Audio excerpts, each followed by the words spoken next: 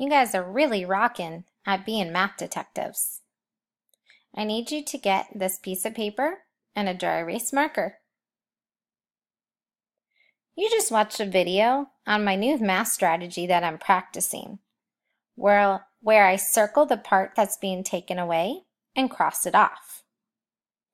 I tried my best to work with the math strategy on my own, but I need you to help me out. Molly had 10 peaches. 4 of her peaches were not ripe yet. How many of her peaches were ready to eat? Here's my number sentence. She had 10 peaches. 4 were not ripe yet. How many of her peaches were ready to eat? Pay close attention to my number bond and my math drawing. Think of the math strategy we learned about. Show me over here if I made a mistake how to use the math strategy of circling and crossing off correctly so that it shows this number sentence.